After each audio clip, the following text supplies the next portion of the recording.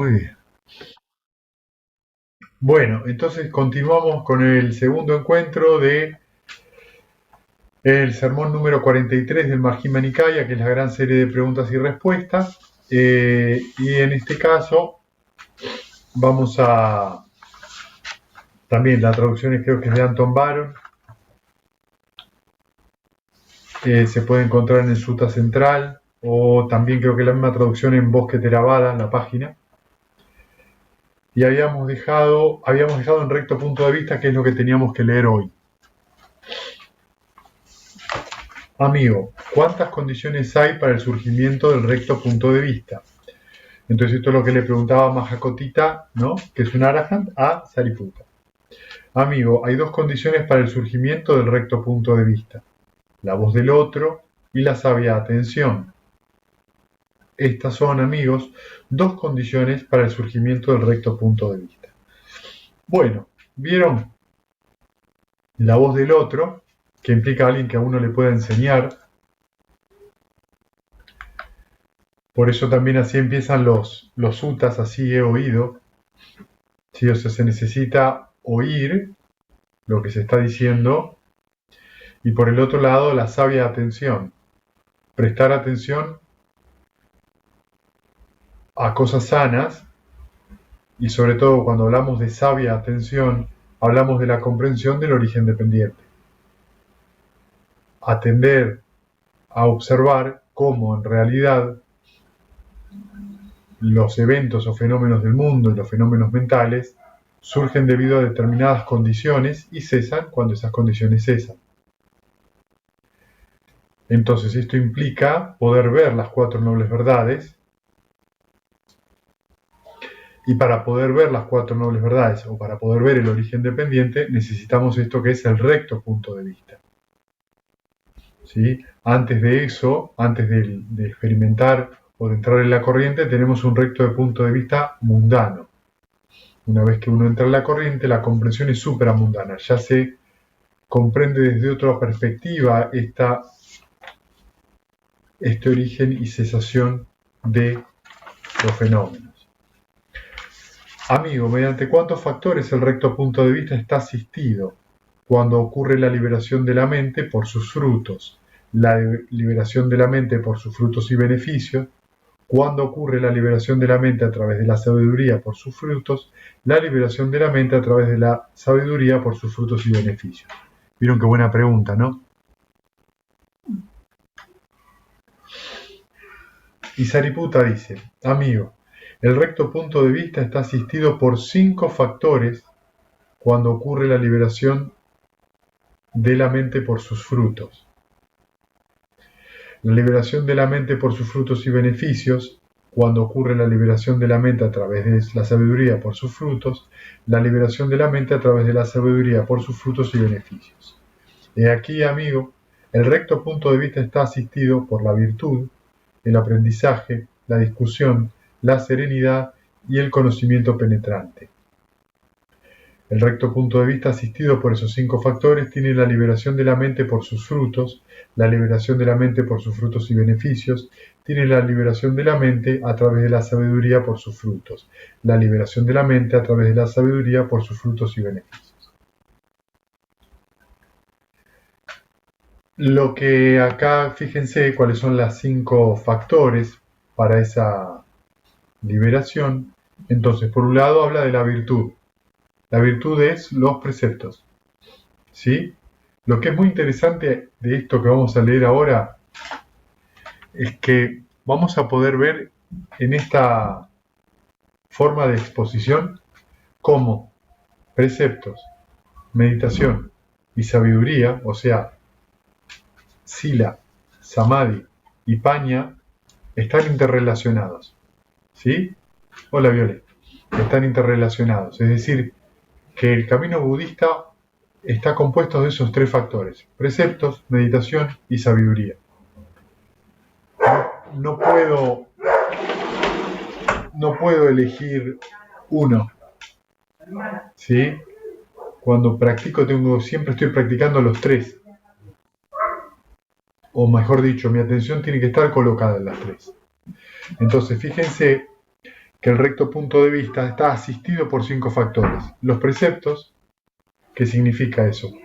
Que cuando uno sigue lo más cerca que posible los preceptos, lo que eso proporciona es una mente sin remordimiento y sin conflicto.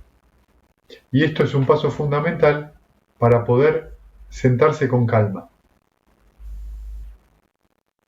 ¿Sí? Al sentarnos con calma, sin una mente que está con mordimiento o conflicto, lo que ocurre es que es más fácil que la mente se calme en la meditación.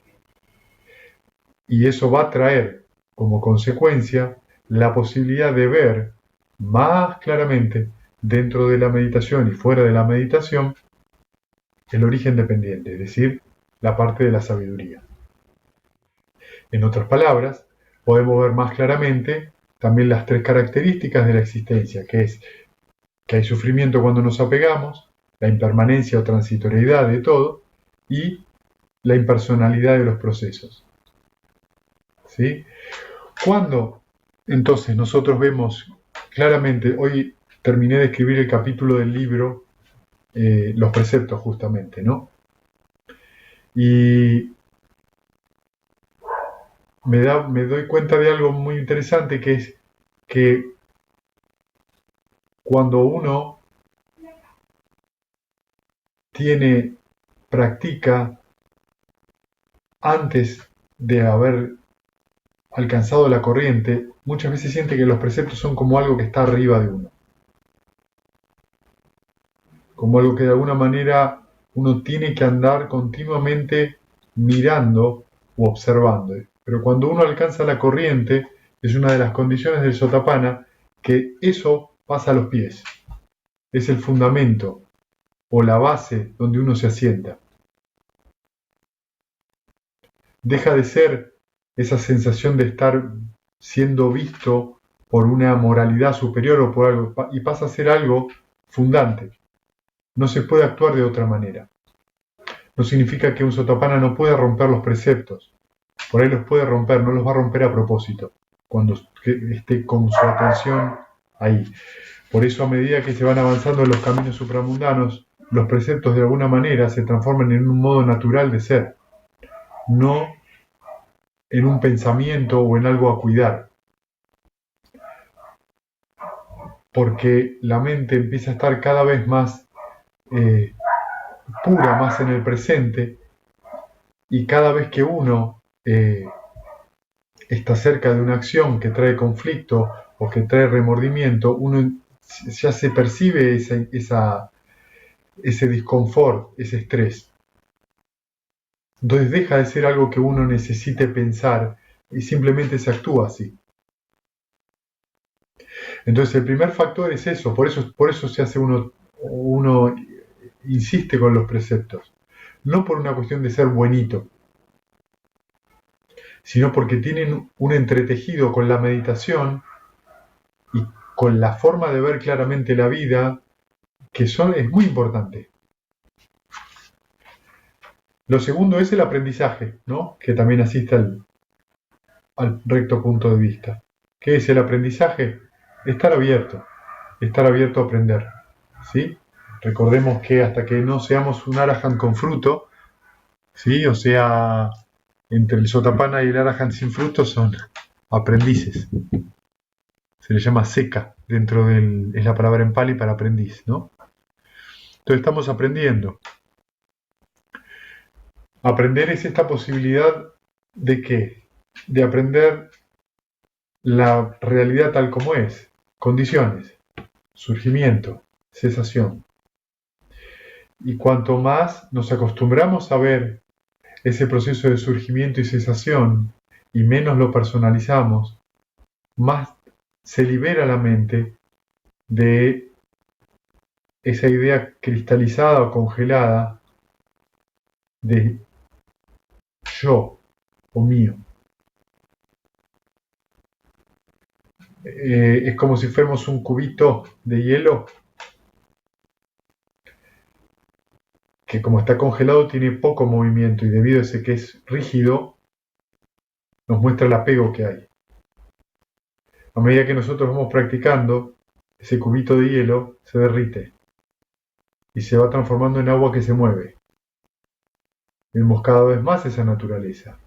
Entonces, cada vez que hay algo rígido, hay algo que nos lo tomamos de manera personal y no estamos teniendo un recto punto de vista. Estamos confundidos o ilusionados.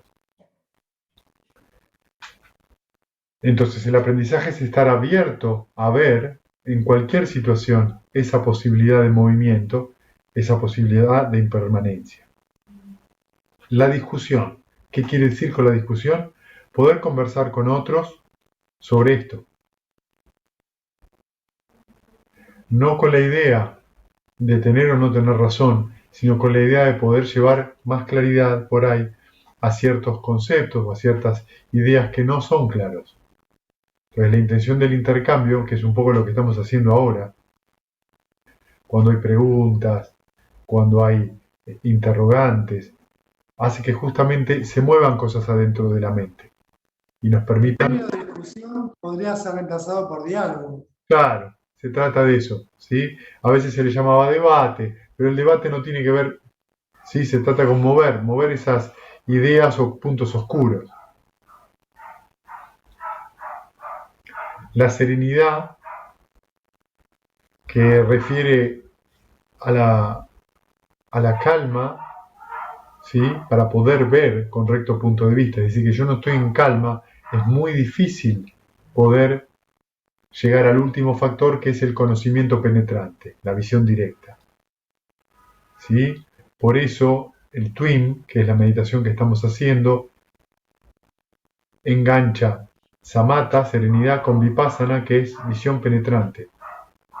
Dos formas de meditación que se basaron, las separaron de acuerdo a los comentarios, pero que originalmente son una sola. Si yo tengo calma y tranquilidad, voy a poder ver claramente qué cosa cuando medito.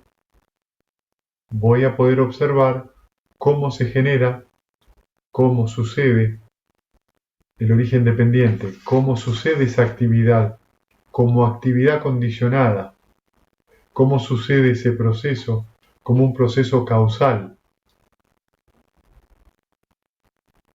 Cuando uno ve ese proceso causal una y otra vez, empieza a ver claramente que aún esos procesos se van volviendo cada vez más sutiles, más sutiles, más sutiles. Entonces puedo observar cada vez con más claridad que la idea de yo es solamente el cubito congelado. Es solo una manera de decir y no una realidad concreta.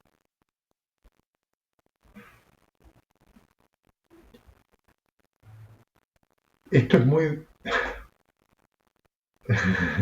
Desde cierto punto de vista puede a veces parecer atemorizante, pero desde otro punto de vista es muy aliviador. Porque cuántas cosas se construyen y se destruyen en relación a esa idea de yo,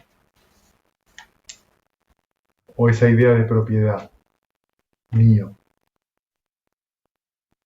o esa idea de esencia.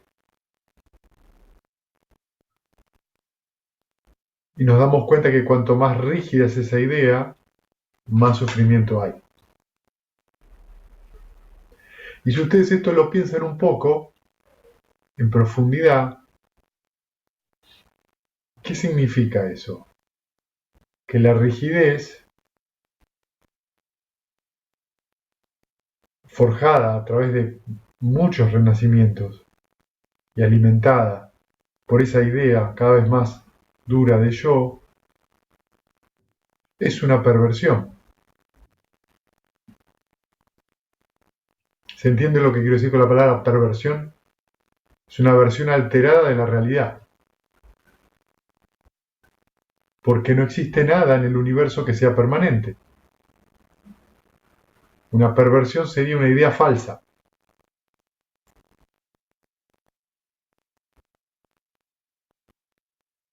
Que no tiene realidad.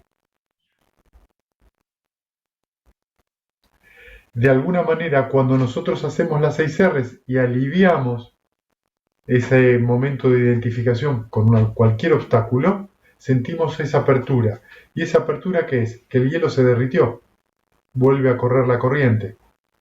¿Por qué viene el alivio? Porque el alivio siempre se acerca a la pureza de la verdad. Si nosotros lo pensamos profundamente, la sabiduría, como dice acá los suttas, no pueden traer más sufrimiento. ¿Sí? Eso no es sabiduría. Es confusión. La sabiduría siempre trae alivio y contento. Si no, no es sabiduría.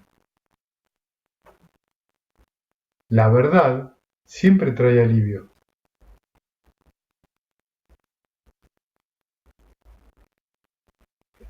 ¿Se entiende? Entonces, si yo siento que cuando suelto me alivio y algo se serena, eso es verdad.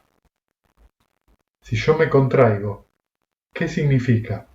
Que ya estoy en algún lugar con una dualidad, con algo que es y que yo no quiero, con algo que no es y yo quiero.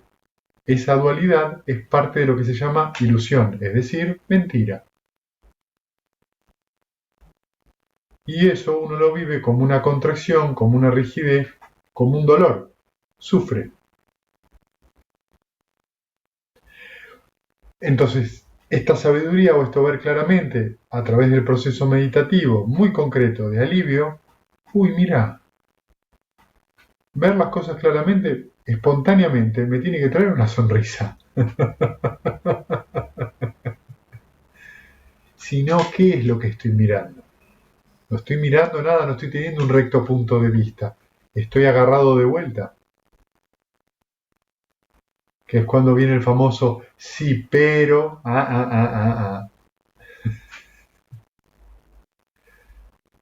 ¿Sí? Es interesante reflexionar sobre esto.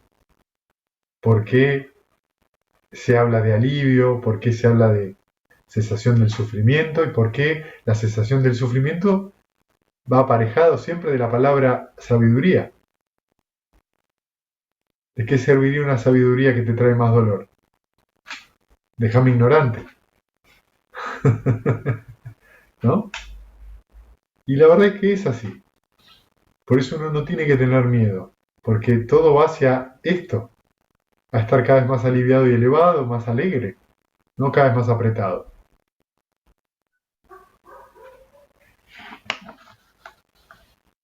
Bien, el ser.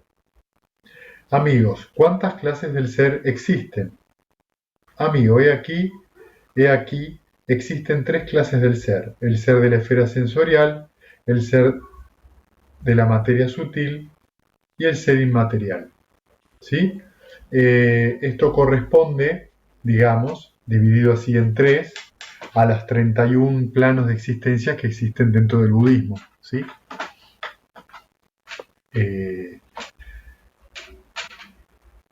Hay 16 esferas sensoriales, digamos que son todos los infiernos, el mundo de los fantasmas, el mundo de los animales, el mundo humano y los primeros devalokas donde están ciertos devas. ¿Sí? Después el material sutil, que son lo que corresponden a los primeros 4 yanas, del primero al cuarto, que a su vez tienen algunas divisiones adentro. Y el ser inmaterial, que son, digamos, lo correspondiente a los 4 yanas inmateriales. ¿Sí? Cuando habla acá justamente de la clase del ser, lo que está queriendo decir es, está describiendo el mundo samsárico. ¿Sí? Este mundo samsárico que, bueno, tiene estas 3 características de existencia. Cuanto más, digamos, más abajo vamos en la esfera sensorial, hay más sufrimiento. Los humanos estamos como en la mitad, tenemos tanta capacidad para disfrutar como para sufrir, y a medida que nos vamos acercando cada vez más hacia el otro lado, hay más tendencia o posibilidad de disfrute, ¿sí? O de una existencia con menos sufrimiento.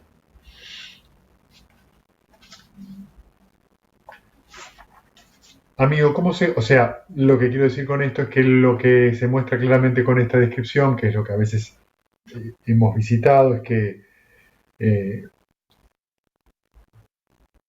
los seres a medida que van siendo cada vez más elevados tienen un-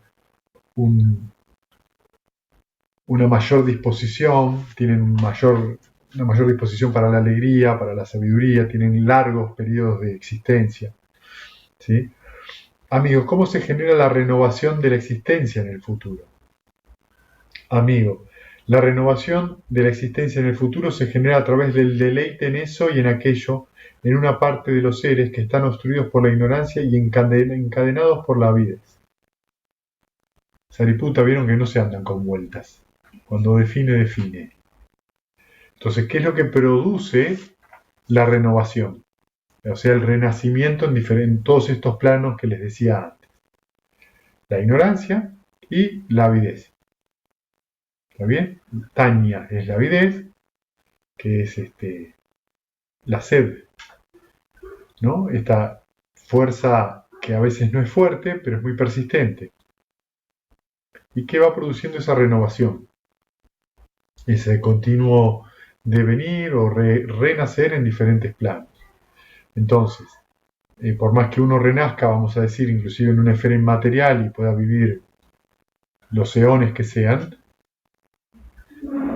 cuando esa existencia culmina, podría renacer en un infierno, porque el karma, o sea, la acción, da frutos a lo largo del tiempo. Eh,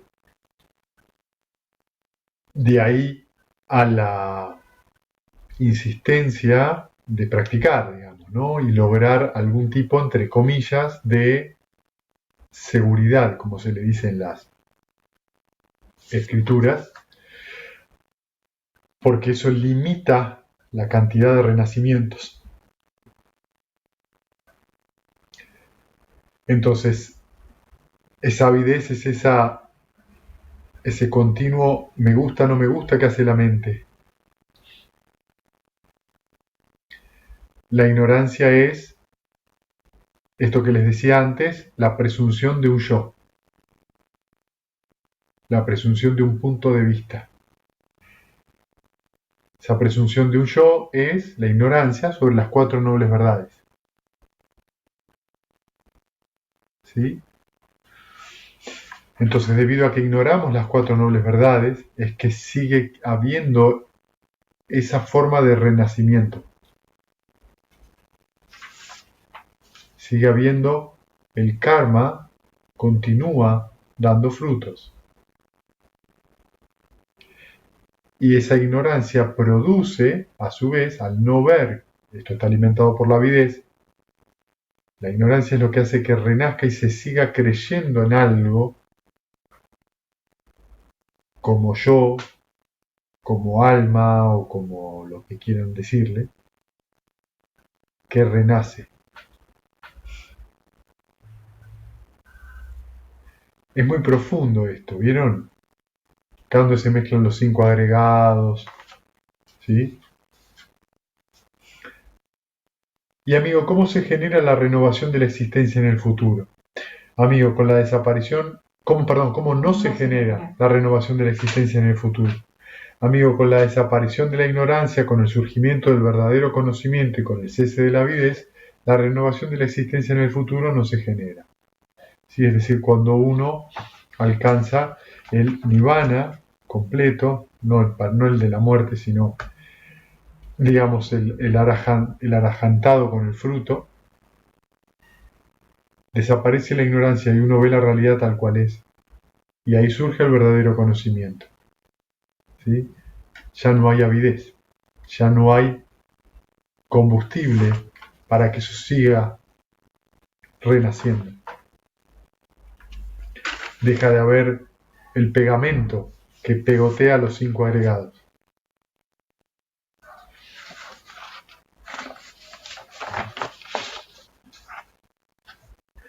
El primer yana.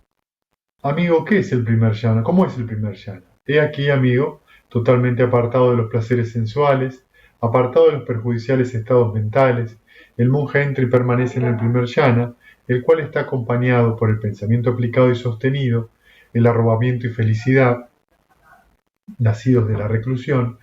A esto se le llama el primer jhana, ¿sí? Fórmula que hemos escuchado muchísimas veces, pero que bueno, que fíjense qué estima tiene esto, ¿no? Qué importante que es el primer jhana, porque el mero nombramiento, ¿no? Totalmente apartado de los placeres sensuales, totalmente apartado de los perjudiciales estados mentales, ¿sí? Es decir, uno abandona el deseo sensual, es el deseo de satisfacer los sentidos e inclusive la mente, con algo que no sea el presente. Y renuncia, suelta los obstáculos. Cuando eso ocurre, durante un tiempito, 2 minutos, 3, 5, surge el primer jhana. O sea, si esas condiciones se dan, ocurre ese estado. Es la definición de jhana, ¿no? Claro, esa es la definición de jhana. Pero cuando vemos que eso ocurre, ven que es un estado condicionado. En ese momento, nuestra realidad es el primer jhana. En ese momento existe eso. Está la acción del primer jhana. Uno estaría llaneando. ¿Sí? Ven que no hay nada de yo alcanzo nada. Yo no alcanzo nada. Simplemente el proceso de abandonar los placeres sensuales, el proceso de abandonar los obstáculos, produce eso. Amigo, ¿y cuántos factores hay en el primer jhana? Amigo, el primer jhana tiene 5 factores. He aquí, cuando el monje o la persona haya entrado en el primer jhana, ocurre el pensamiento aplicado, el pensamiento sostenido, el arrobamiento o la alegría, la felicidad y la unificación mental. Es así como el primer jhana tiene 5 factores, ¿sí? Entonces el pensamiento aplicado es, en este caso, llevo mi atención y evoco al amor benevolente o la alegría empática, la compasión o la ecuanimidad. El pensamiento sostenido es, estoy con eso todo el tiempo que pueda. ¿Sí? Cuando empieza ese proceso, a lo cual llamamos meditación, en algún momento surge una alegría muy fuerte, puede surgir una alegría muy fuerte, una felicidad y la unificación mental, que es, lo que quiere decir con eso, es que estamos con el objeto de meditación, pero no estamos fusionados con él. Solamente estamos con él. Se está produciendo esa conciencia, ¿sí? Concienciar el objeto, estar con él. No es una unificación mental donde nos fusionamos, porque si no entramos en un jhana de absorción que no sería la idea. ¿Sí? Amigo, ¿cuántos factores se abandonan en el primer jhana y cuántos factores se poseen? Amigos, son 5 los factores que se abandonan en el primer jhana y 5 factores los que se poseen. He aquí, cuando el monje o la persona ya entraron en el primer jhana, el deseo sensual se abandona, es decir, lo que uno quiere. ¿Ven por qué lo que uno quiere suele ser un gran obstáculo? La animadversión se abandona, lo que no quiero, el rechazo. ¿Sí? La aversión, no quiero esto, no quiero que me pase esto. O sea que si yo quiero o no quiero es la puerta segura para no entrar en ningún jhana. La pereza y la somnolencia se abandonan. La preocupación y la ansiedad y el remordimiento se abandona y la duda se abandona. Entonces, cada vez que hay alguno de estos 5 factores surgiendo en la mente, no estamos en el jhana.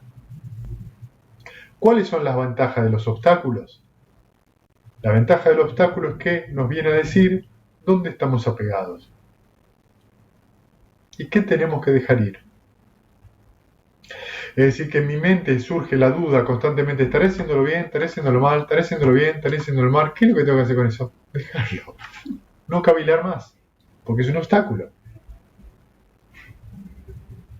Es muy sencillo. Sobre los obstáculos no se reflexiona, se deja. Porque si yo tengo un obstáculo y reflexiono con ese obstáculo en la mente, lo más probable es que me lleve a un lugar todavía peor. Y es aquí que ocurre el pensamiento aplicado, el pensamiento sostenido, el arrobamiento o alegría, la felicidad y la unificación mental. Es así como en el primer jhana se abandonan 5 factores y se posee 5 factores. Las 5 facultades. Amigo, cada una de estas 5 facultades tiene un campo separado dominio, y no experimenta el campo o el dominio del otro. Esto es, la facultad del ojo, del oído, de la nariz, de la lengua y del cuerpo. Ahora bien, en cuanto a estas 5 facultades que tienen su campo separado y separado el dominio y que no experimenta el campo o el dominio del otro, ¿cuál es su resorte y qué es lo que experimenta sus campos y sus dominios? Amigo, cada una de estas 5 facultades tiene un campo separado dominio y no experimenta el campo o el dominio del otro.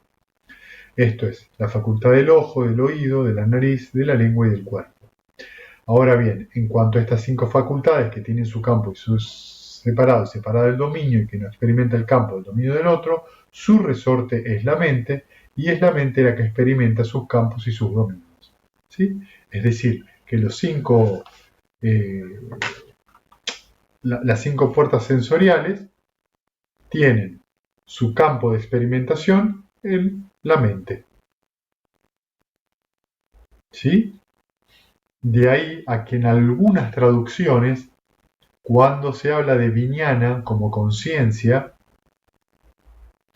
hay un monje que murió, Unashi, que fue uno de los maestros de Vimalaramsi, que él hacía una traducción diferente a la que estamos acostumbrados. Él decía que viñana era percepción, no conciencia. Y saña era conciencia. Entonces él decía que los 5 puertas de los sentidos eran percepciones.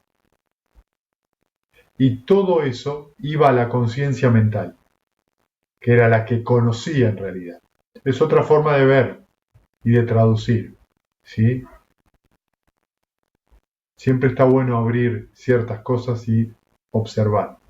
Pero lo que está queriendo acá decir Sariputta es que es la mente justamente ese proceso de la conciencia mental la que hace ver un poco lo que siempre hablamos. Si yo huelo a jazmín, el jazmín para mí va a tener un olor y diferente va a ser ese olor para cualquiera de ustedes. Porque la experiencia, y la experiencia siempre incluye un proceso mental, está condicionada a cada uno de forma diferente. De ahí es que describamos el jazmín de distintas maneras. ¿Sí?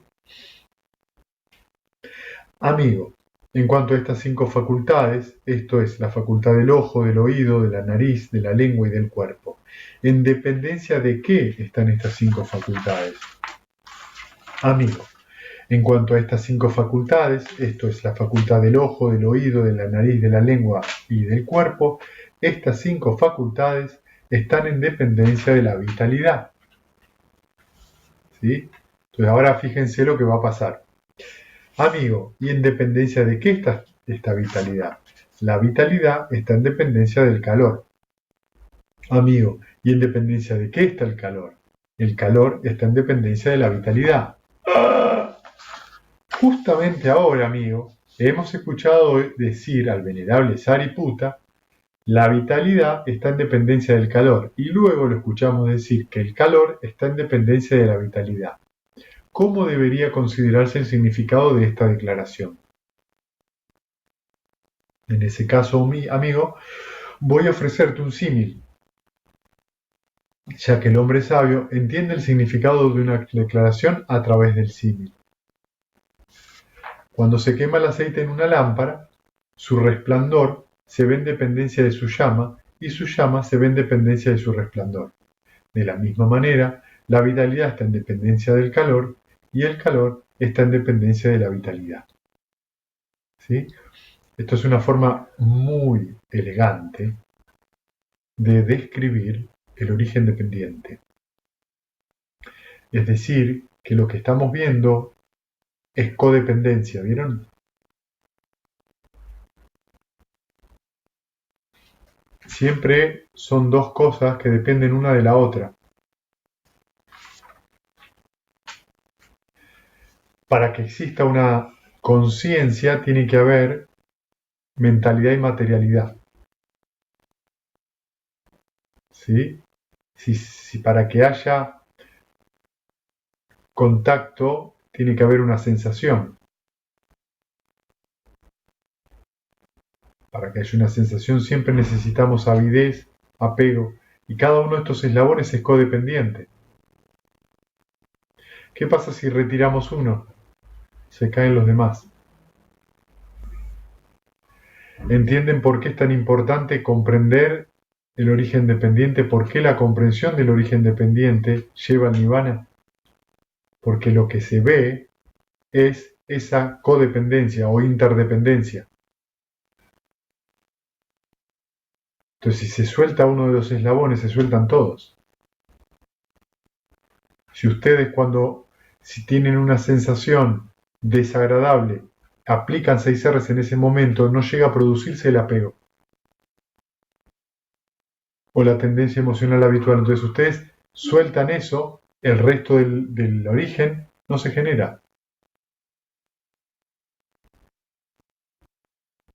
Entonces lo que están asistiendo es a un proceso codependiente. Y esto es muy diferente de ver o de pensarlo si yo tengo un alma que es el alma la que experimenta. ¿Entienden que hay una gran diferencia? Si hay un alma, no hay dependencia, porque mi alma no depende de nada. Se mueve a través del tiempo recibiendo experiencias. Y no cambia esencialmente. O sea, es como un recipiente, llamémosle, como si fuera un vehículo en el cual se van alojando las experiencias. O sea, se acumulan. Y la acumulación es algo que no existe en el universo. ¿Dónde se acumula? ¿Dónde se acumula qué cosa? Si una cosa depende de la otra. Lo único que hay es un movimiento impermanente. Entonces, ahí es donde el budismo tiene otra forma. Por lo menos, hasta donde yo lo entiendo, es otra forma de ver. No sé si cuando estamos hablando, cuando a veces se hace este sincretismo religioso, si se está hablando exactamente de lo mismo. Porque ahí entramos en el mundo de las palabras, ¿no? En los conceptos. Pero cuando yo lo experimento y lo veo de esta manera, no veo eso que se mueve a través del tiempo, impávido, que no depende de nada.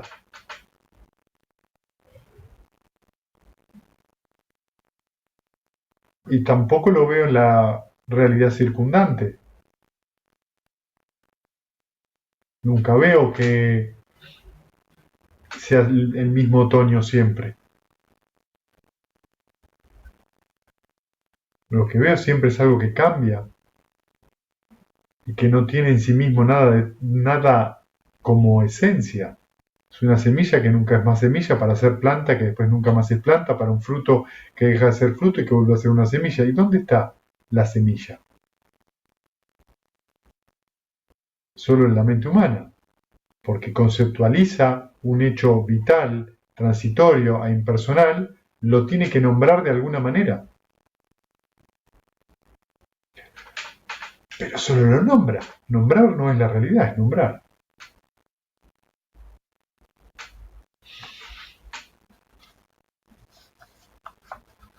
Formaciones vitales. Amigo, ¿son las formaciones vitales cosas que pueden ser sentidas? ¿O las formaciones vitales son una cosa y las cosas que pueden ser sentidas otra? ¿Saben una cosa? Yo no he leído en ningún otro lado este tipo de preguntas. ¿Ustedes? Es impresionante cómo alguien puede preguntar semejante cosa. O sea, acá es donde uno ve lo que puede preguntar un arahant. ¿O dónde está su mente? Porque para hacer estas preguntas tan claras, tan maravillosas, tenés que tener una mente desarrollada a un nivel para hacer la pregunta precisa y tener delante a Sariputa que te va a dar la respuesta acorde, ¿no? Porque no está preguntando algo sencillo. Probablemente ahora, si le preguntan a alguien esto, nos entregará un libro de 1200 páginas basado en la ciencia, que no digo que no sea, y Sariputa lo contesta en un párrafo. Digo, no digo que no ayude, pero está preguntando algo muy profundo, ¿no? Las formaciones vitales, amigos, no son cosas que puedan ser sentidas.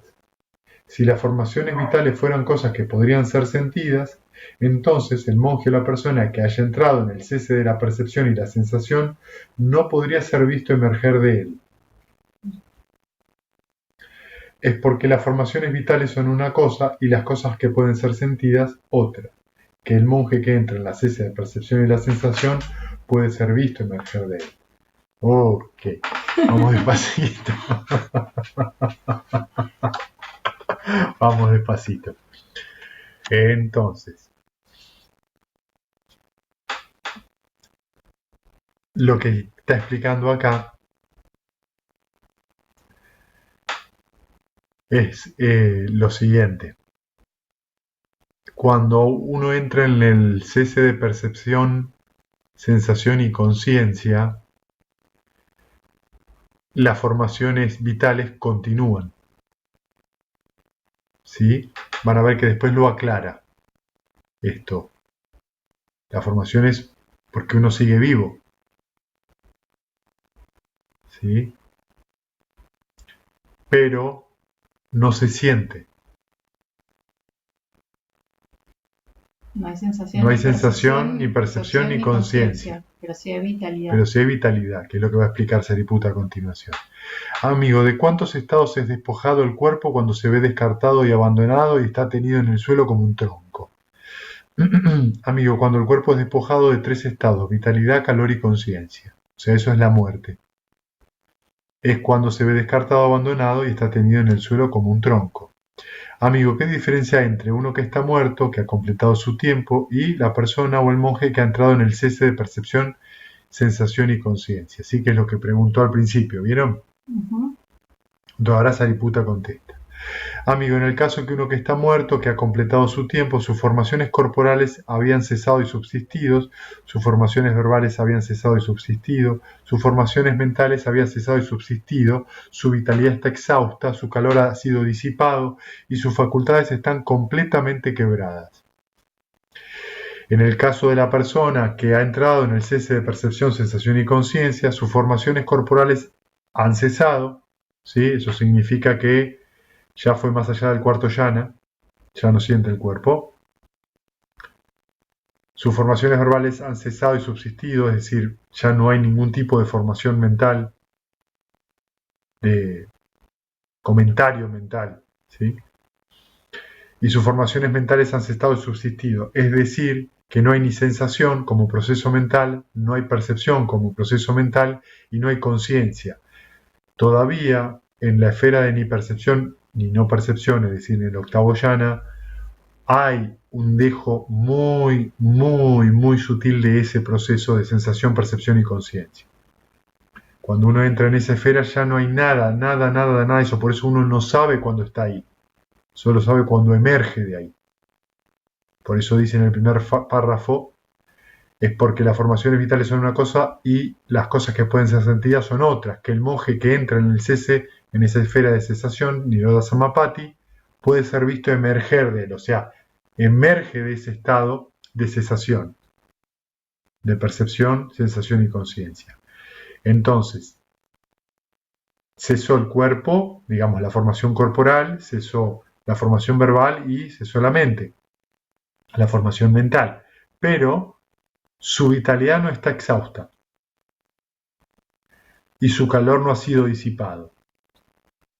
Y sus facultades llegan a estar excepcionalmente claras. ¿Sí? Entonces hay vitalidad todavía y hay calor. Y cuando uno sale de ahí, su atención brilla. Todo lo que le pasa a la persona brilla. Por eso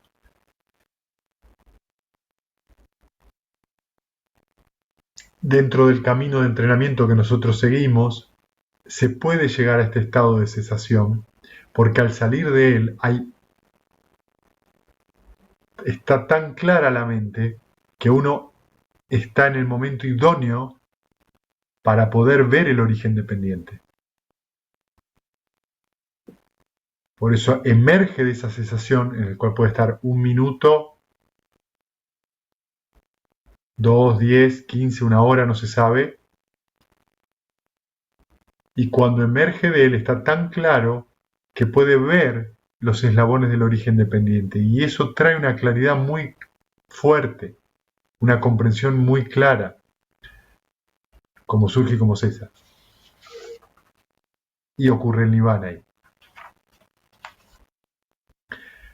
En este sentido, uno puede estar en ese estado hasta 7 días. Pasado esos 7 días, se muere. O sea que uno puede estar sentado meditando en ese estado, creo que 7 días y 6 noches. O 6 días y 6 noches, sí, creo que sí, 7 días, ¿sí? Que puede estar en ese estado. A medida que uno está en ese estado, cada vez el pulso cardíaco va bajando, o sea, no es lo mismo el primer día de eso que el cuarto o el sexto, cada vez hay menos pulso, y también la respiración va bajando. Según, digamos, los suttas, solamente los anagamin y los arahant pueden entrar en ese estado a voluntad.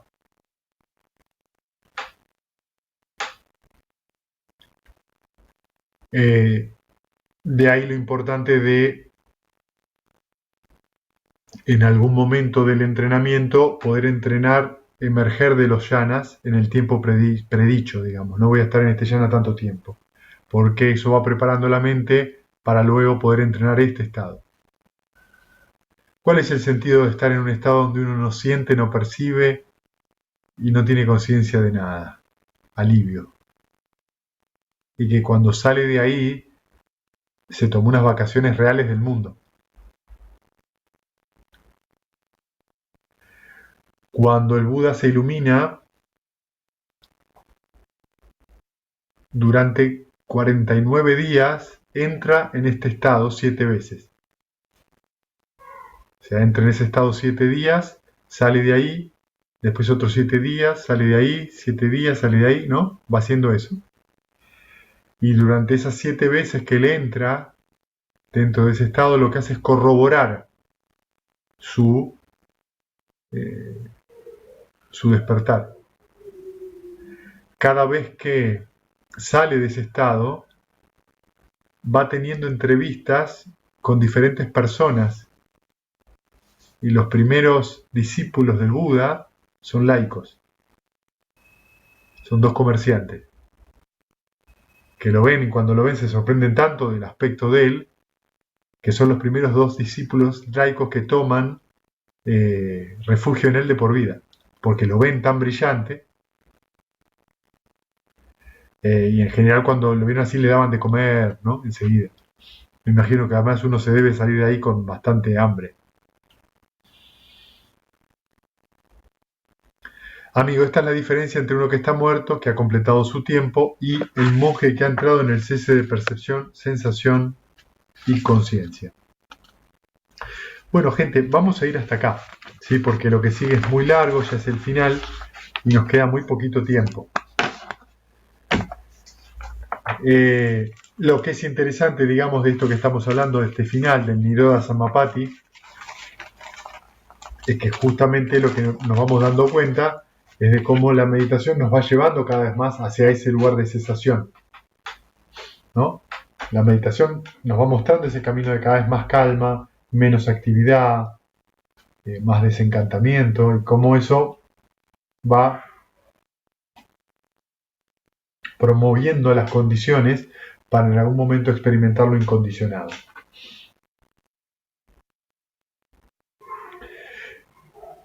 En líneas generales, no es necesario que se dé todo, a veces los pasos entre todos los yanas.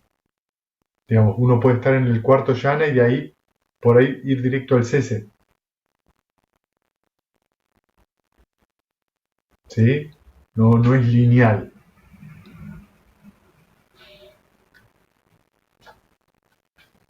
Por eso es tan importante el cultivo de los yanas.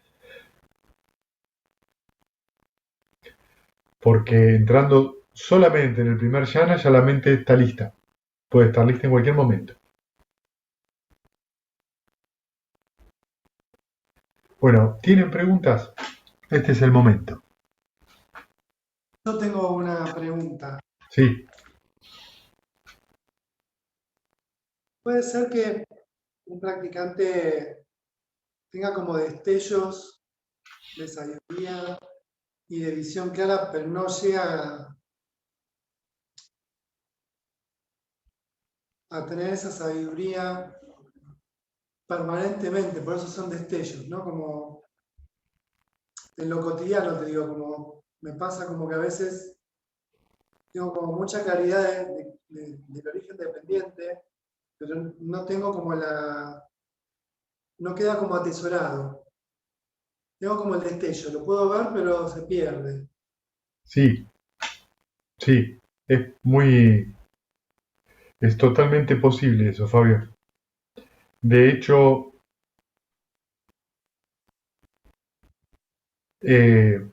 es algo que se va dando a medida que uno va meditando más. Y lo más probable es que en el camino del entrenamiento entrar en la corriente como entrar en el segundo sendero, en el del Sakadagamin u otros, que uno vaya teniendo también algunos momentos donde le es muy claro cuando suelta o deja ciertos apegos muy profundos. Solamente uno lo puede abandonar, lo puede ver claro cuando lo abandona. A veces solamente es una visión intelectual. Me doy cuenta que hago esto, pero lo sigo haciendo. Entonces hay una parte que no lo veo claramente. Claro, Cuando uno lo ve claramente es que ya no lo hace. Porque esa visión clara, el recto punto de vista entonces, se transforma en una forma de vida, no es una opinión. claro. Entonces sí, hay destellos donde eso ocurre, esos pueden llevar justamente, Es muy gracioso que lo tengas que aclarar, ¿no? Porque yo pensaba cuán acostumbrados estábamos a que todo sea en teoría, claro, sí, sí, sí, seguro. ¿no? Que no sea realmente algo que nos sucede y que es así, claro, como es de día es de noche, sino que es, oh, bueno, Es esta cosa de la dependencia que tenemos muchas veces justamente de nuestra verbalización claro, mental, de nuestra conceptualización. eh, y entonces cuando uno empieza a ver esos destellos también traen en general mucha tranquilidad, ecuanimidad, y fundamentalmente esa ecuanimidad también va creciendo y va produciendo ese desencantamiento. Va creciendo esa cosa de no engancharse más sobre un proceso que ya uno no lo encuentra atractivo de ninguna manera. Por eso se usa la palabra repugnante, porque ya ni siquiera a uno le interesa. Por eso no se puede forzar la conciencia, no se puede forzar la sabiduría, es una cosa que que la mente tiene que estar lista en un sentido. O sea, todos queremos el nirvana, ajá, pero ¿por qué no ocurre? Porque no estamos listos para que eso ocurra. Sí, no hay condiciones. No hay condiciones, todavía hay cosas que están ahí muy agarradas y que uno no las suelta. Y justamente cuando las te quedan agarradas, donde uno se da cuenta. Y a veces en este camino uno se da cuenta que uno acaba de soltar algo muy pesado, que puede tener que ver con la familia, puede tener que ver con la pareja, puede tener que ver, se expresa en esos campos, la pareja, la familia, el trabajo, la reputación, donde sea. Si yo te tengo que contar algo a modo personal, que simplemente es tomarlo como algo absolutamente muy parcial y por ahí de escaso valor, pero yo recuerdo de haber soltado recuerdo hasta la época en la cual solté un condicionamiento muy fuerte y que para mí fue una decisión que tomé que luego de eso fue como una catarata donde mi meditación pasó a avanzar como si te dijera nada la detenía. Pero nada, fue una cosa así, como si se cayeran todas las fichas del dominó y lo que yo comprendo ahora es que eso estaba asociado a un apego, a una, en mi caso fue mi trabajo, que cuando lo solté es como si se hubieran soltado un montón de fichas. La meditación empezó Brillar. a brillar y a ir cada vez más rápido, más rápido, más rápido, y fue una cuestión de 6 meses después. Y me di cuenta cómo esa identificación estaba frenando mi visión, como era un tremendo velo. También te puedo decir que esa decisión la tomé, como muchas decisiones que yo he tomado, sin reflexionar mucho. O sea, hay fuego, me tiro y después pienso dónde está el extintor, el matafuego, claro, el extinguidor. Metido dentro del fuego, el extinguidor, me olvidé. Y bueno, ahora la tengo que... Me hago chiquito, no sé. Quiero decir que en alguna cosa fue temeraria mi decisión. Y fue temeraria sobre todo hacia adentro, no hacia afuera. Digo, a veces uno lo relaciona a mi medio de vida. No, no, no, no, no. Sí era muy claro de que el mayor miedo mío era hacia adentro, hacia lo que yo, a lo que me podía pasar a mí con eso. De abandonar ¿qué pasa si yo abandono esto? ¿En qué me transformo? En una persona más feliz. Esencialmente. Pero bueno. Lo que pasa que es lo que vos decís. Es algo que está velado por la cuestión habitual, que es Sí, sí, por esa identificación. Digo esto porque por ahí ayuda, pero yo creo que cada uno lo tiene que ver por sí mismo, ¿viste? Tiene que en ese lugar indagarse. Y entonces el obstáculo que viene, no viene inocentemente. Te viene a ayudar, te decir, solta esto. No, pero soltalo. No, no lo suelto, sigo. ¿Y qué pasa? Y vuelve a aparecer. Y bueno, es una forma de ayuda. Y después tengo otra pregunta, Sí, que es un poco más intelectual la pregunta ahora. ¿Qué es? Con el tema de la reencarnación, sí, mi pregunta es, los maestros tibetanos que creen en el yo que vuelve, sí. no han pasado por el camino real del nirvana, porque si no, no estarían en ese rollo. Es una pregunta, yo sé que es una pregunta intelectual, pero digo, Mirá, si Fabio, realmente tenés gente que ha llegado a la salida, no, es imposible que tengas ese rollo. mirá, Fabio, es todo un tema ese. Todo un Si tema. de ese otro momento lo hablamos, pero digo, me llama mucho la atención Eh, la gran contradicción, si se quiere. digamos, yo te voy a describir un poco lo que yo observo ahora, así en general, en el mundo budista, ¿no? Las corrientes budistas que hay. El budismo tibetano se mezcló mucho con la religión autóctona del Tíbet que cree en la reencarnación. En el budismo no hay reencarnación, hay renacimiento. Y podríamos decir que es un mero juego de palabras, pero según lo que estuvimos viendo antes de lo codependiente o el alma, son dos visiones absolutamente diferentes, ¿no?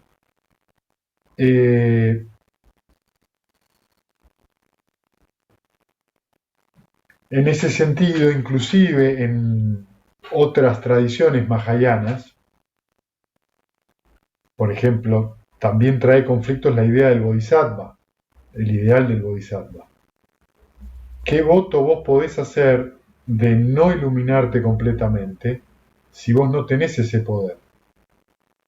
¿Cómo vos vas a decidir? Podés tener un voto de no alcanzar la iluminación, pero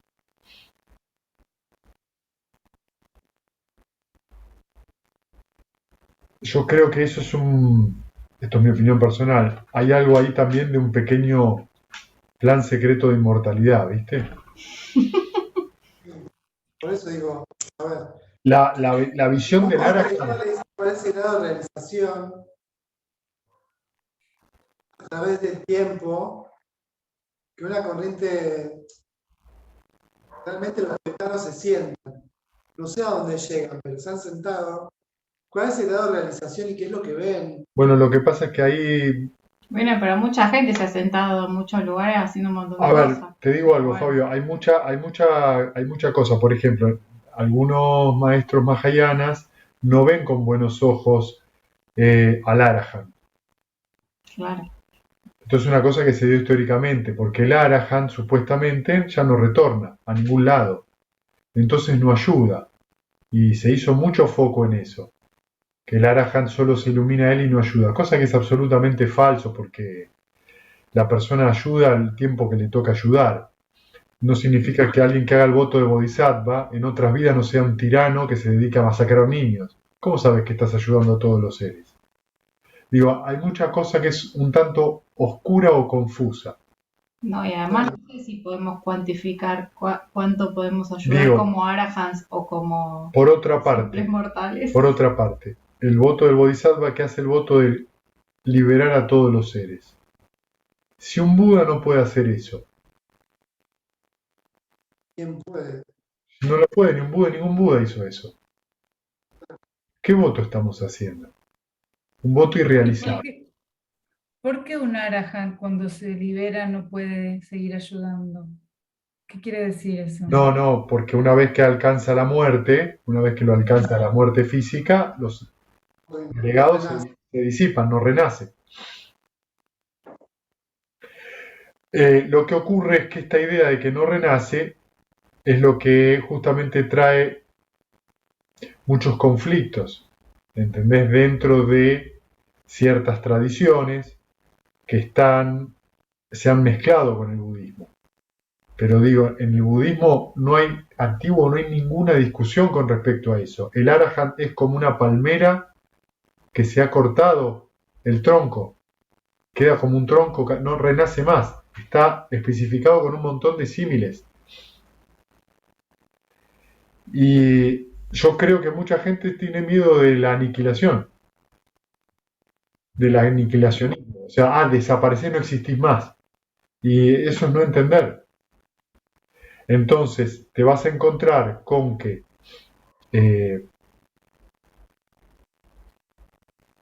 los caminos supramundanos que están escritos en los suttas originales, en relación a los logros y las cualidades de cualquiera de los 4 estados de santidad, son muy diferentes a los mahayanas.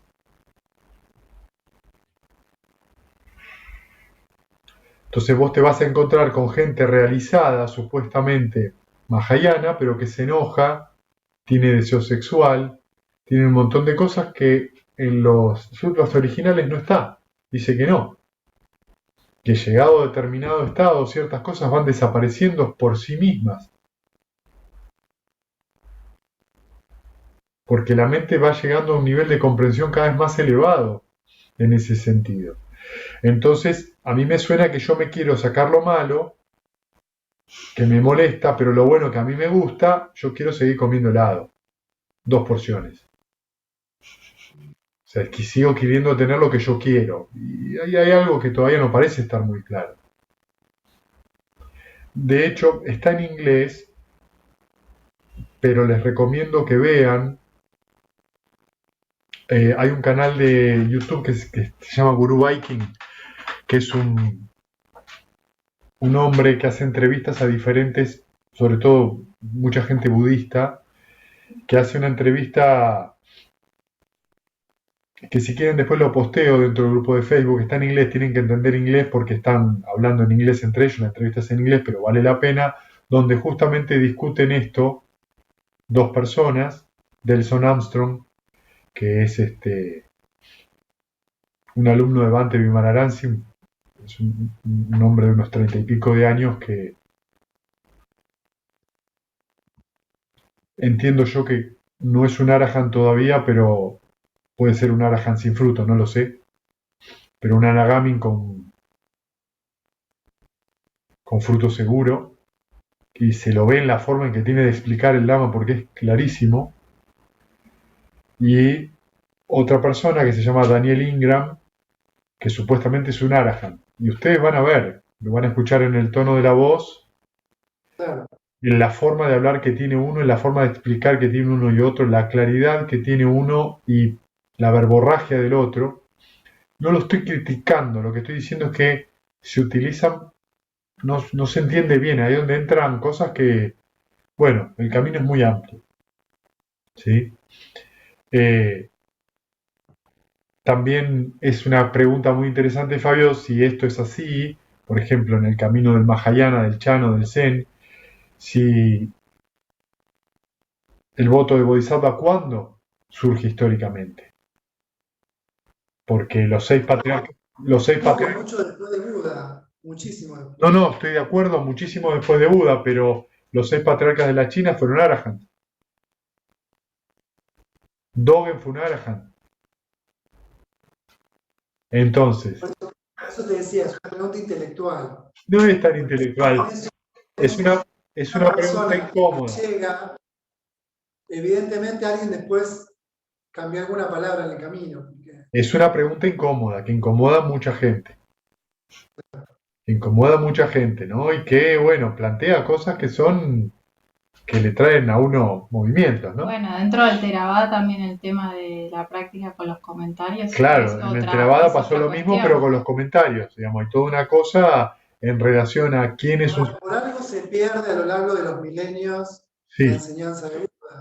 sí, Y sí. también lo dice los sutta. Y también, digamos, está eso como está claro, digamos, el Dhamma va a durar 5.000 años, después desaparece, hasta que renazca el siguiente Buda, digamos, perdón, sí, que renazca el siguiente Buda. Por eso te decía que era una pregunta intelectual, porque si lees y realmente realizás algo y la cartelería te dice que vas a Mar del Plata, ¿cómo terminaste en Jujuy? Esa es la pregunta. Sí, es un tema, es un tema, es un tema, ¿no? Hay una, no estoy, Solo, ¿viste? sí, no estoy muy seguro, no estoy muy seguro, pero creo que inclusive los tibetanos tuvieron un problema con eso, no sé con cuál lama, que lo eligen como lama y en algún momento el lama dice que no quiere ser más lama, que quiere ser laico y se va, ¿viste? Bueno, entonces eligen Como otro, Dalai Lama. como Dalai Lama, sí, Sí. ¿no? Entonces se va y bueno, entonces eligen otro.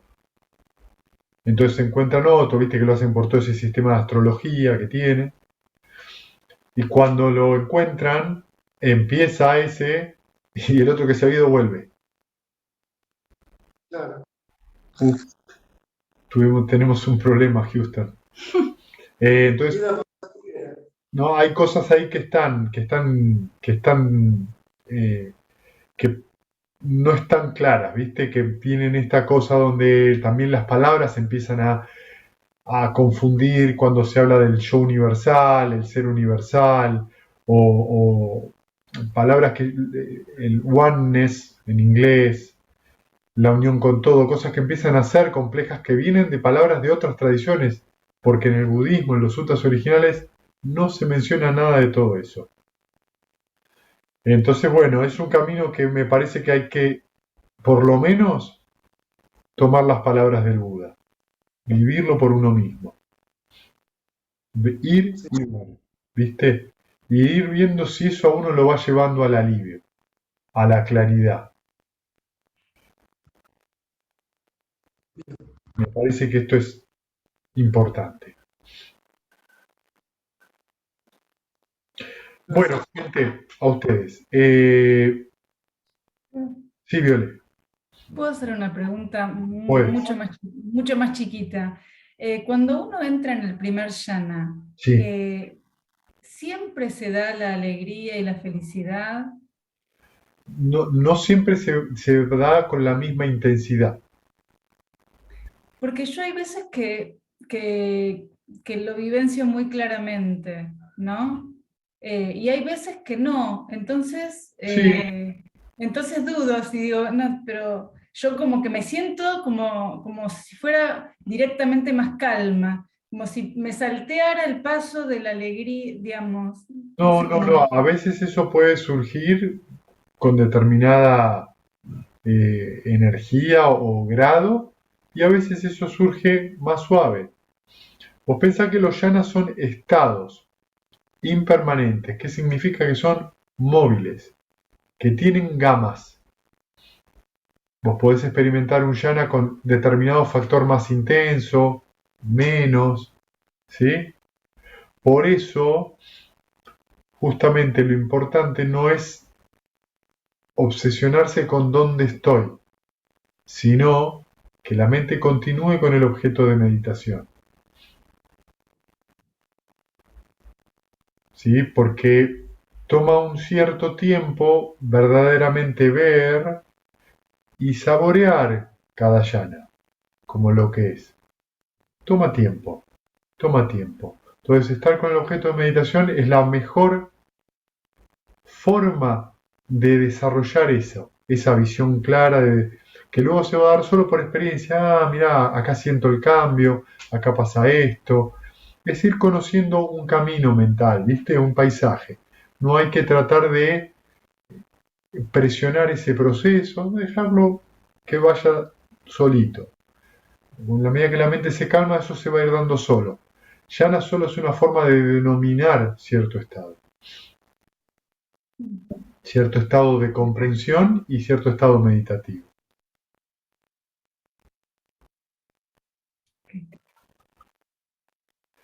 Bueno, gente, si alguno va a hacer el retiro, ya los que ya me confirmaron, los que no, confirmenme, ¿sí?